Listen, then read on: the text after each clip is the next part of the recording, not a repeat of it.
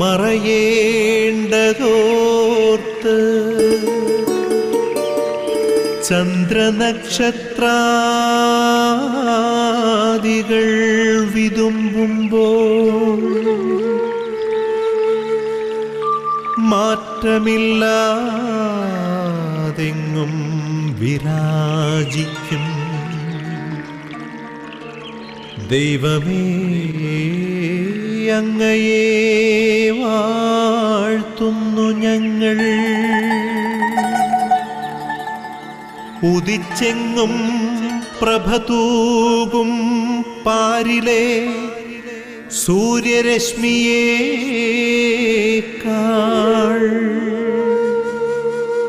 പ്രശോഭിച്ചെന്നും പ്രസാദമേകുന്ന ദൈവമേ, അങ്ങേ മഹിമാവെത്ര മനോജ്ഞം. ഈശോ മിശിഹായ്ക്ക് സ്തുതിയായിരിക്കട്ടെ. പ്രിയമുള്ളവരെ, എത്രയോ വലിയ അനുഗ്രഹമാണ് കർത്താവ് നമുക്ക് തന്നിരിക്കുന്നത്. ഒരു ദിവസം കൂടി പുതിയ അനുഭവമായി, പുതുപുത്തൻ സ്നേഹത്തിൻ്റെ അനുഭവമായി ഈ പ്രപഞ്ചത്തിലുള്ള എല്ലാ സൃഷ്ടവസ്തുക്കളെയും ഒന്നുകൂടി കാണാനും ഒരുമിച്ച് ദൈവത്തെ സ്തുതിക്കുവാനുമുള്ള വലിയ ഒരു ദിവസം. കണ്ടാലും എത്ര വലിയ സ്നേഹമാണ് ദൈവം നമ്മോട് കാണിക്കുന്നത്. ഒരു ദിവസത്തെ ആയുസ് നീട്ടിത്തന്നു. നമുക്ക് ഒരു നിമിഷം നന്ദി നിറഞ്ഞ മനസ്സോടെ അല്ലാതെ ഈ പ്രഭാതം നമുക്ക് ആരംഭിക്കാനാവില്ല. ഈ പ്രാർത്ഥനാ ശുശ്രൂഷയിലൂടെ ദൈവത്തോട് ചേർന്ന്, ദൈവത്തോട് കൂടെ ഈ ദിവസം പൂർത്തിയാക്കുവാനുള്ള വലിയ കൃപയ്ക്ക് വേണ്ടി നമുക്ക് പ്രാർത്ഥിക്കാം. നമ്മുടെ എല്ലാ സംരംഭങ്ങളെയും നമുക്ക് സമർപ്പിക്കാം. ഇന്നത്തെ ദൈവാനുഗ്രഹപ്രദമായ ഒരു ദിവസത്തിന് വേണ്ടി നമുക്ക് പ്രാർത്ഥിക്കാം. ലോകമെമ്പാടുമുള്ള എല്ലാ ഗുഡ്നസ് പ്രേക്ഷകരെയും വളരെ സ്നേഹത്തോടെ സന്തോഷത്തോടെ ഈ പ്രഭാത വിരുന്നിലേക്ക് സ്വാഗതം ചെയ്യുന്നു. പ്രിയമുള്ളവരെ, സാമ്പത്തികമായി ഞെരുങ്ങുന്ന, കടബാധ്യത മൂലം വിഷമിക്കുന്ന, ദാരിദ്ര്യം അനുഭവിക്കുന്ന ഒരുപാട് പേരുണ്ട്. എല്ലാവരെയും നമുക്ക് ഓർത്ത് അവർക്ക് വേണ്ടി പ്രത്യേക നിയോഗം വെച്ച് ഈ പ്രാർത്ഥനാ ശുശ്രൂഷയിൽ പരിശുദ്ധ അമ്മയുടെ മാധ്യസ്ഥം യാചിച്ചുകൊണ്ട് അവരെ സമർപ്പിച്ച് നമുക്ക് പ്രാർത്ഥിക്കാം. നന്മ നിറഞ്ഞ മറിയമേ, സ്വസ്തി, കർത്താവ് അങ്ങയോടുകൂടെ സ്ത്രീകളിൽ അങ്ങ് അനുഗ്രഹിക്കപ്പെട്ടവളാവുന്നു. അങ്ങയുടെ ഉദരത്തിൻ ഫലമായ ഈശോ അനുഗ്രഹിക്കപ്പെട്ടവനാവുന്നു. പരിശുദ്ധ മറിയമേ, തമ്പുരാൻ്റെ അമ്മേ, പാപികളായ ഞങ്ങൾക്ക് വേണ്ടി ഇപ്പോഴും ഞങ്ങളുടെ മരണസമയത്തും തമ്പുരാനോട് അപേക്ഷിക്കണമേ. ആമേൻ. പ്രിയമുള്ളവരെ, ഈ ഒരു പ്രഭാതത്തിൽ ദൈവം നമുക്ക് നൽകുന്ന സന്ദേശം, അത് ശ്രവിക്കാൻ നമ്മുടെ ഹൃദയവും മനസ്സും നമുക്ക് ഒരുക്കാം. നമ്മുടെ ഹൃദയം ആകുന്ന വയല് മുള്ളും കല്ലും നിറഞ്ഞ അനുഭവമാണെങ്കിൽ നീക്കം ചെയ്തിട്ട്, കളകൾ നീക്കം ചെയ്തിട്ട്, തിന്മയുടെ അംശങ്ങൾ, വെറുപ്പ്, വിദ്വേഷം, പക എല്ലാം മാറ്റിക്കളഞ്ഞിട്ട് ആ ഹൃദയം വിശുദ്ധമായ വചനം സ്വീകരിക്കുന്നതിന് ഒരുക്കാം. നമുക്ക് പ്രാർത്ഥിക്കാം. പിതാവായ ദൈവമേ, പുത്രനിലൂടെ അവിടുന്ന് ഞങ്ങൾക്ക് നൽകുന്ന വചനം, ആ വചനമനുസരിച്ച് ജീവിക്കുവാനും അത് ഉൾക്കൊണ്ട് ആ വചനം മാംസം ധരിച്ച് ലോകത്തിന് പ്രദാനം ചെയ്യുവാൻ ഞങ്ങളുടെ ജീവിതം ഒരു കാരണമാകുവാൻ അവിടുന്ന് ഇടവരുത്തണമേ. ഞങ്ങളുടെ ചിന്തകൾ, ഞങ്ങളുടെ ഭാവന, ഞങ്ങളുടെ വാക്കുകൾ, ഞങ്ങളുടെ പ്രവൃത്തികൾ അവിടുത്തെ ഹിതത്തിനനുസരിച്ചായി തീരുവാൻ ഈ വചനത്തിലൂടെ വെളിപ്പെടുന്ന ഈ ഒരു വചനം, അവിടുത്തെ ഹിതം നിറവേറ്റുവാനുള്ള കൃപയ്ക്ക് വേണ്ടി ഞങ്ങൾ പ്രാർത്ഥിക്കുന്നു. പരിശുദ്ധ അമ്മേ, വചനം മാംസം ധരിച്ച് ലോകത്തിന് പ്രദാനം ചെയ്ത അമ്മ ഞങ്ങളിലൂടെ ഈ വചനം ജീവിക്കുന്ന സാക്ഷ്യമായി ഞങ്ങളുടെ ജീവിതം തീരുവാൻ ഞങ്ങൾക്ക് വേണ്ടി പ്രാർത്ഥിക്കണമേ. നിത്യം പിതാവും പുത്രനും പരിശുദ്ധാത്മാവുമായ സർവേശ്വര എന്നേക്കും ആമേൻ. പരിമളത്തിനുറവയാം നറുസൗരഭ്യമാകട്ടെ ഞങ്ങളുമീ മണ്ണിൽ.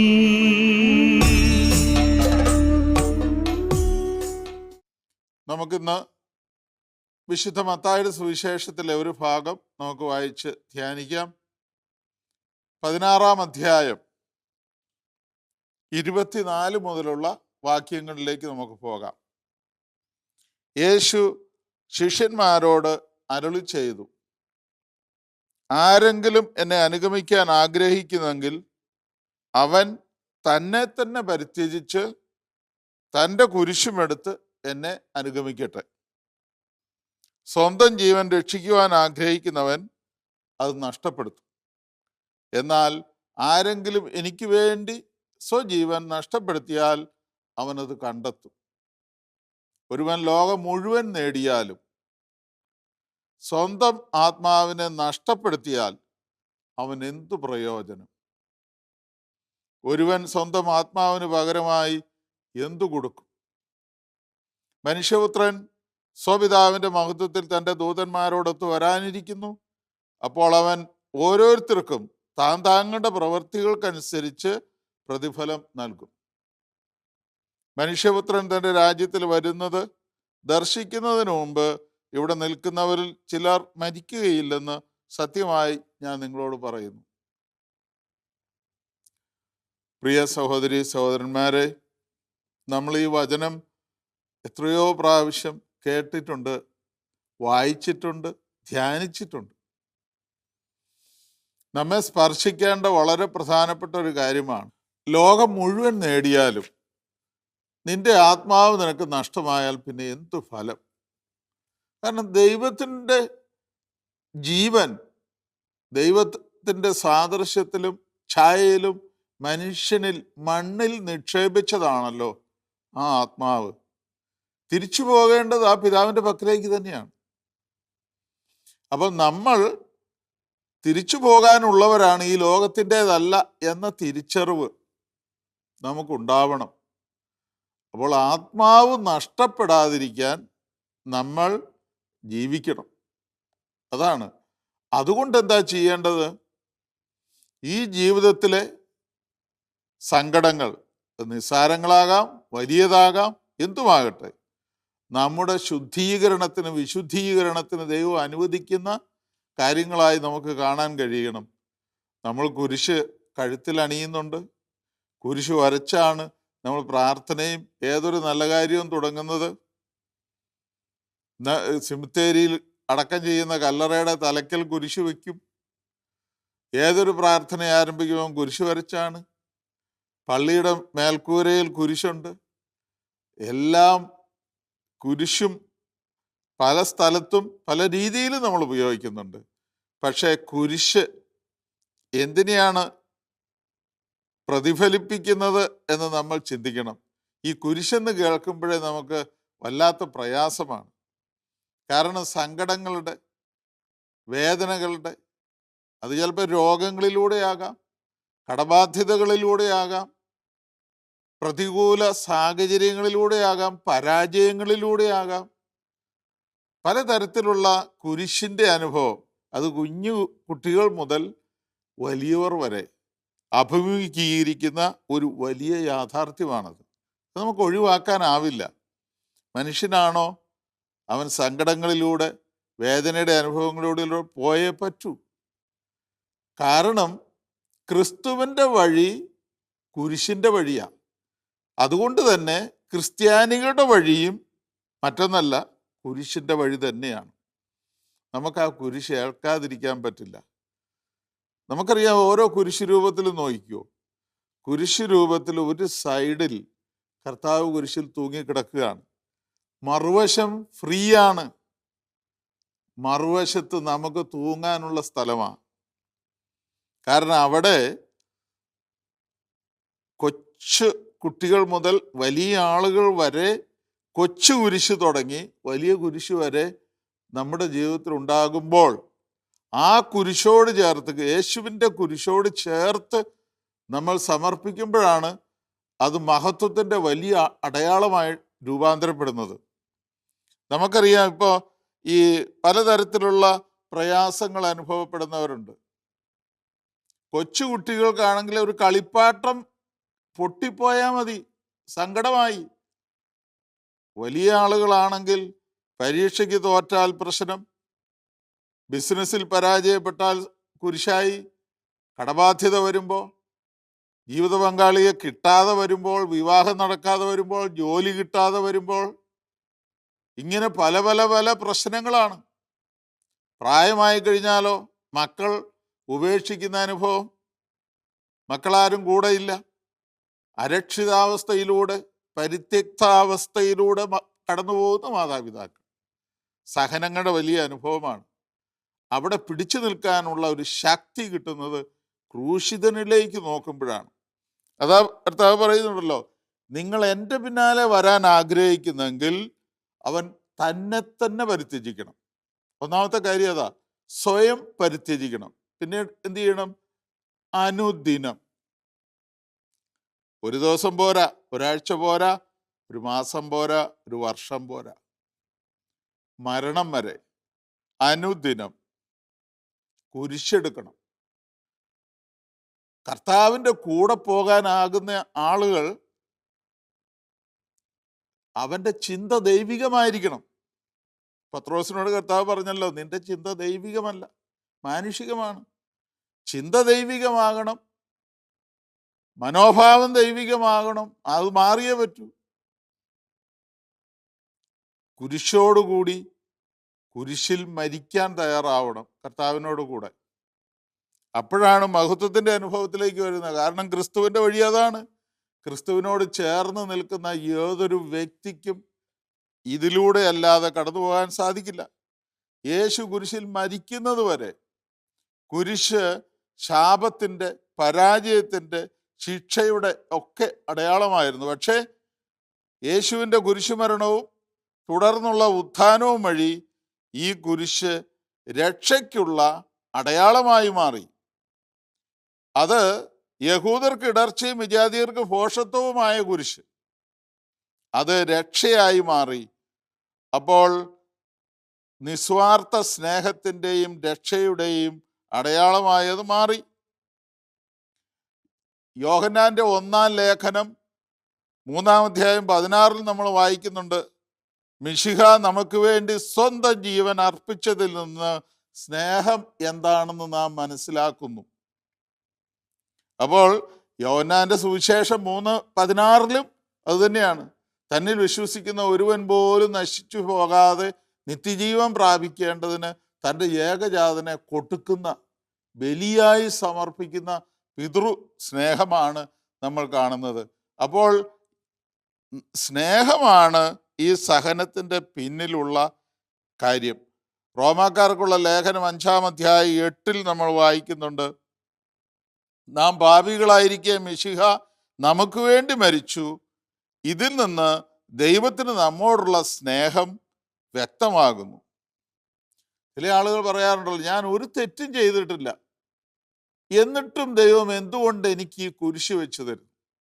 നമ്മളൊക്കെ ജീവിതത്തിൽ പകച്ചു പോകുന്ന, പതറുന്ന, ചിലപ്പോഴൊക്കെ ആത്മഹത്യ പോലും ചെയ്യുന്ന അനുഭവങ്ങളിലേക്ക് പോവുകയാണ്.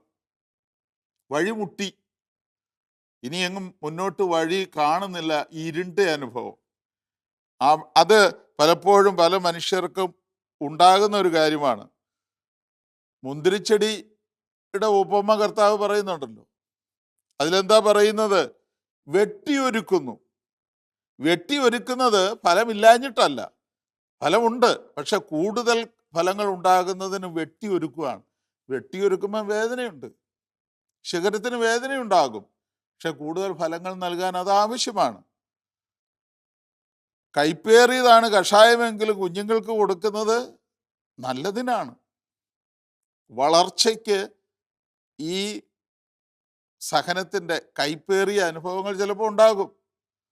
തുണി തേക്കുമ്പോൾ പൊള്ളുന്ന അനുഭവമാണ് ആ തുണിക്കുള്ളത്. തേപ്പ് വെട്ടി നല്ല ചൂടാണ്. അതാ ചുളുചുളുക്കുള്ള ആ വസ്ത്രത്തിൻ്റെ മുകളിലൂടെ ഉരുട്ടുമ്പോൾ പൊള്ളലേൽക്കുന്ന അനുഭവമാണ്. പക്ഷെ അത് ആ തുണി സോഫ്റ്റ് ആകാനും നല്ല മിനുസമുള്ള അനുഭവത്തിലേക്ക് വരാൻ അത് ആവശ്യമാണ്. അപ്പോൾ ഇത് നമ്മളെ സംബന്ധിച്ചിടത്തോളം ഈ ഒരു അനുഭവം വിത്ത് എറിഞ്ഞ് ആ വിത്ത് ആഴങ്ങളിൽ വേര് ഉറയ്ക്കണമെങ്കിൽ, വചനം ഉള്ളിൽ തറയ്ക്കണമെങ്കിൽ നന്നായിട്ട് ഉഴുതുമറിക്കണം. ഉഴുതുമറിക്കുമ്പോൾ മണ്ണിന് വേദനയുണ്ടാകും, ആഴങ്ങളിലേക്ക്. അപ്പോൾ ഇതുപോലെ ഉള്ളിൽ തട്ടുന്ന പൊള്ളുന്ന അനുഭവമൊക്കെ നമ്മുടെ ജീവിതത്തിന് ആവശ്യമാണ്. ചിലപ്പോഴൊക്കെ പതറിപ്പോകുന്ന അനുഭവമാണ് ഇത് നമ്മൾക്കുള്ളത്. പക്ഷേ ഒരു കാര്യം ഉറപ്പാണ്, കുരിശിൻ ചുവട്ടിലോട്ട് ചേർന്ന് നിൽക്കാതെ നമുക്ക് ജീവിതത്തിൽ സഹനം ഏറ്റുവാങ്ങാനുള്ള കരുത്ത് ഉണ്ടാവില്ല. പ്രിയമുള്ളവരെ, പരിശുദ്ധ അമ്മയും യേശു പ്രത്യേകം തെരഞ്ഞെടുത്ത് സ്വന്തമാക്കി കൂടെ കൊണ്ട് നടക്കുന്ന പ്രിയപ്പെട്ട അപ്പസ്തോലന്മാർക്കും സ്വന്തം അമ്മയ്ക്ക് പോലും യേശു സമ്മാനിക്കുന്നത് ഈ സഹനത്തിൻ്റെ വഴിയാണ്. പരിശുദ്ധ അമ്മ ആത്മധൈര്യം കൊണ്ട്, അതായത് ഉത്തരം കിട്ടാത്ത ചോദ്യങ്ങൾക്കും പരിഹാരം കാണാനാവാത്ത സങ്കടങ്ങൾക്കും ഏക ഉത്തരമായി കർത്താവിനെ കണ്ടു, ഒപ്പം നിന്നു. വേദന അതിൻ്റെ മാക്സിമം അനുഭവിച്ചത് കർത്താവാണ്. കുരിശിൽ കിടന്നുകൊണ്ട് കുരിശിലേക്കുള്ള യാത്രയിൽ മുഴുവൻ സഹനത്തിൻ്റെ വഴിയായിരുന്നു. പരിശുദ്ധ അമ്മയ്ക്കും അതേ വഴി തന്നെ. പക്ഷെ അമ്മ ഇത്രയോ ദൈവഹിതം അതിൻ്റെ പിന്നിൽ കണ്ട് ആമേൻ പറഞ്ഞ് സ്വയം സമർപ്പിച്ചതാണ്. പുത്രനും അതേ രീതിയിൽ. നമ്മുടെ രക്ഷയ്ക്കുള്ള മാർഗം വേറൊന്നുമില്ല. സഹനത്തിലൂടെ മഹത്വത്തിലേക്ക്, രക്ഷയിലേക്ക് നമ്മൾ കടക്കും. അപ്പോൾ അതുകൊണ്ട് നമുക്ക് ആ ഒരു നിമിഷം നമുക്ക് പ്രാർത്ഥിക്കാം. ആബാ പിതാവേ, സ്നേഹാഗ്നിയാൽ ജ്വലിക്കട്ടെ മക്കളാ ഞങ്ങളെല്ലാം.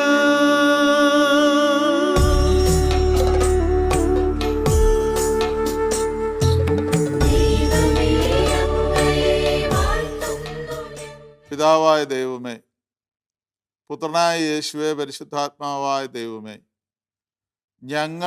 ഞങ്ങളെ പൂർണ്ണമായി വിട്ടുതരുന്നു. ഒരുപാട് ആളുകൾ വഴിമുട്ടിയ സന്ദർഭങ്ങളിൽ, ഒളിച്ചോടുന്ന അനുഭവത്തിൽ, ആത്മഹത്യക്ക് പോലും തുനിയുന്ന, നിരാശയുടെ വക്കിലായിരിക്കുന്ന എല്ലാവരെയും ഒരു നിമിഷം ഞങ്ങൾ സമർപ്പിക്കുന്നു കർത്താവേ. ഒത്തിരി വേദനിക്കുന്നവരുണ്ട്, പല കാരണങ്ങളാൽ യാതന അനുഭവിക്കുന്നവരുണ്ട്, സങ്കടങ്ങൾ, പ്രതികൂല സാഹചര്യങ്ങൾ. ഒരു സങ്കടവും ഒരു കുരിശും കഴിയുമ്പോൾ അതിനേക്കാൾ വലിയ കുരിശിൻ്റെ സങ്കടത്തിൻ്റെ അനുഭവങ്ങൾ വരുമ്പോൾ തളർന്നും തകർന്നും പോകാതെ എല്ലാ മനുഷ്യരെയും അവിടുത്തെ ഉള്ളം കയ്യിൽ കാത്തുകൊള്ളണമേ എന്ന് പ്രാർത്ഥിക്കുന്നു. പിതാവേ, കഴിയുമെങ്കിൽ ഇത് ഒഴിവാക്കി തരണമെങ്കിൽ എൻ്റെ ഇഷ്ടമല്ല നിൻ്റെ ഇഷ്ടം നിറവേറട്ടെ എന്ന് പ്രാർത്ഥിച്ച അവിടുത്തെ ആ മനസ്സ്, അത് സ്വന്തമാക്കിക്കൊണ്ട് ജീവിത പ്രശ്നങ്ങളെ അവിടുത്തെ കുരിശോട് ചേർത്ത് സ്വീകരിക്കുവാനും രക്ഷാകരമാക്കുവാനുള്ള വലിയ കൃപ എല്ലാവർക്കും, വേദനിക്കുന്ന എല്ലാവർക്കും നൽകണമേ എന്ന് പ്രാർത്ഥിക്കുന്നു. ഞങ്ങളുടെ ഈ പ്രാർത്ഥന പരിശുദ്ധ അമ്മയോടും ഞങ്ങളുടെ കാവൽമാലാഖമാരോട്, എല്ലാ വിശുദ്ധാത്മാക്കളോട്, ഞങ്ങളുടെ ഇടവകകളുടെ മധ്യസ്ഥരായ വിശുദ്ധരോട് ചേർന്ന് യേശുവിൻ്റെ നാമത്തിൽ പിതാവായ ദൈവത്തിന് സമർപ്പിക്കുന്നു. നിത്യം പിതാവും പുത്രനും പരിശുദ്ധാത്മാവുമായ സർവേശ്വര എന്നേക്കും ആമേൻ.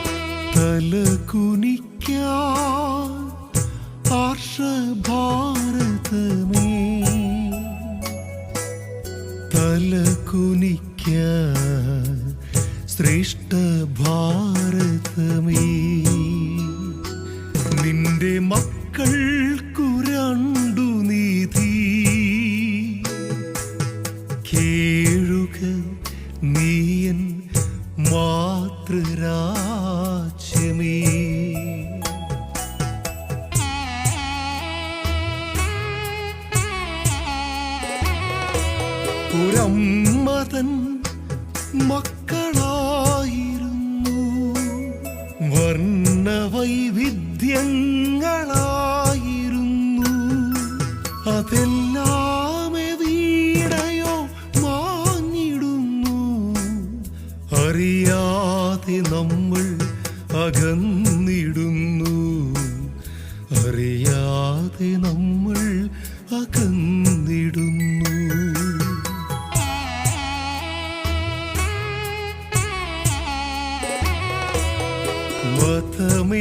മതമേതായാലും മനുഷ്യരല്ലേ.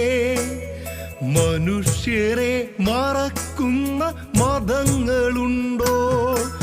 വെറുക്കാൻ പഠിപ്പിക്കും വേദമുണ്ടോ? വേദന കാണാത്ത ധർമ്മമുണ്ടോ? വേദന കാണാത്ത ധർമ്മമുണ്ടോ?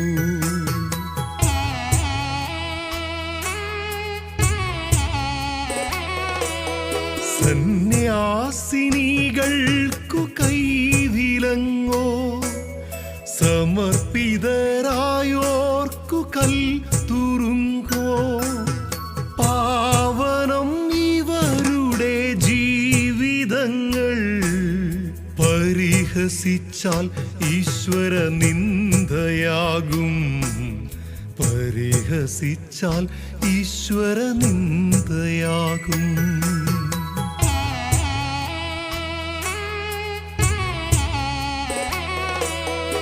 അവർ ചെയ്ത തെറ്റെന്ത് ചൊല്ലിയിടുമോ? അപരാധമെന്തെന്ന് ചൊല്ലിയിടുമോ? ആൾക്കൂട്ട വിചാരണ ചെയ്തിടുമ്പോൾ അപമാനിതയാകുന്നു ഭാരതാംബ. അപമാനിതയാകുന്നു ഭാരതാംബ.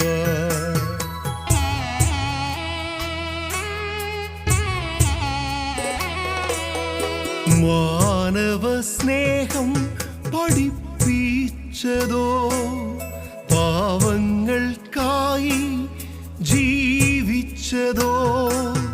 വർണ്ണവിവേചനം നിരസിച്ചതോ?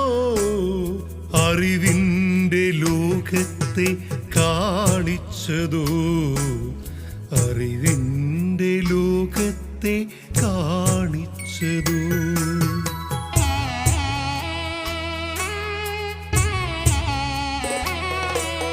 പ്രാർത്ഥനാ മന്ത്രങ്ങൾ ഉരുവിട്ടതോ? ക്ഷമിക്കുവാനെന്നും ശീലിച്ചതോ?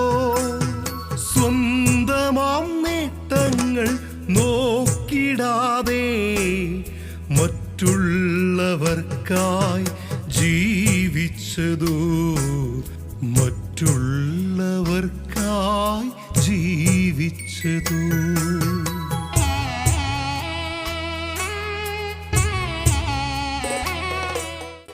പ്രിയമുള്ളവരെ, നമുക്ക് കർത്താവിൻ്റെ ആശീർവാദം നമുക്ക് സ്വീകരിക്കാം. സഭയുടെ തലവൻ മാർപ്പാപ്പ, കർദിനാൾമാർ, മെത്രാന്മാർ, മെത്രാപ്പൊലീത്താമാർ, സമർപ്പിതർ, വൈദികർ, ആത്മായ സഹോദരങ്ങൾ എല്ലാവരോടും ചേർന്ന് നമുക്ക് ഈ സമാധാനം നമുക്ക് സ്വീകരിക്കാം. ഉള്ളിൽ നിന്ന് വരുന്ന ആന്തരിക സമാധാനം അത് നഷ്ടപ്പെടാതിരിക്കാനുള്ള കൃപയ്ക്ക് വേണ്ടി പ്രാർത്ഥിച്ചുകൊണ്ട് നമുക്ക് ആശീർവാദം സ്വീകരിക്കാം. നമ്മുടെ കർത്താവ് ഈശോ മിശിഹായുടെ കൃപയും പിതാവായ ദൈവത്തിൻ്റെ സ്നേഹവും പരിശുദ്ധാത്മാവിൻ്റെ സഹവാസവും നാം എല്ലാവരോടും കൂടെ ഉണ്ടായിരിക്കട്ടെ, ഇപ്പോഴും എപ്പോഴും എന്നേക്കും. ആമേൻ. പ്രിയമുള്ളവരെ, ഇന്ന് ഈ പരിശുദ്ധ അമ്മയുടെ മാധ്യസ്ഥ യാചിച്ചുള്ള ഈ പ്രാർത്ഥനാ ശുശ്രൂഷയുടെ സമാപനം, അതിലേക്ക് കടക്കുമ്പോൾ ഒരു കാര്യം പ്രത്യേകം മനസ്സിൽ സൂക്ഷിക്കണം. മരിയൻ കൂടാരങ്ങളിൽ ഇന്ന് പരിശുദ്ധ അമ്മയുടെ മാധ്യസ്ഥം യാചിച്ച് ഉയർത്തപ്പെടുന്ന എല്ലാ ജപമാലകളോടും ചേർന്ന് നമുക്കും ഒരു ജപമാല ചൊല്ലി കാഴ്ചവെക്കണം. ഞാൻ മുമ്പ് ആദ്യമേ സൂചിപ്പിച്ചതുപോലെ വേദനിക്കുന്ന, കുരിശു വഹിക്കുന്ന, സാമ്പത്തിക ഞെരുക്കം അനുഭവിക്കുന്ന എല്ലാ മക്കൾക്കും വേണ്ടി നിയോഗം വെച്ച് പ്രാർത്ഥിക്കാം നമുക്ക്. അതോടൊപ്പം ഗുഡ്നസ് ടി വിയുടെ വിജയത്തിനും ഡിവൈൻ ശുശ്രൂഷകളുടെ വിജയത്തിനു വേണ്ടി നമുക്ക് പ്രാർത്ഥിക്കാം. ഒരുപാട് പേര് വേദനിക്കുന്നുണ്ട്, ഒരുപാട് പേര് കഷ്ടപ്പെടുന്നവരുണ്ട്, വഴിമുട്ടിയ അനുഭവത്തിലുള്ളവർ. കർത്താവിൻ്റെ വലിയ കരസ്പർശനം അവർക്കുണ്ടാകുന്നതിന് വേണ്ടി പ്രാർത്ഥിക്കാം. എല്ലാവർക്കും ഒരു നല്ല ദിവസം ഇന്നത്തെ ദിവസം ഉണ്ടാകട്ടെ. സമാധാനവും സന്തോഷവും നിറഞ്ഞ ഒരനുഭവം ഇത് നമുക്ക് മറ്റുള്ളവർക്കും കൊടുക്കാം. ദൈവം നമ്മെ അനുഗ്രഹിക്കട്ടെ.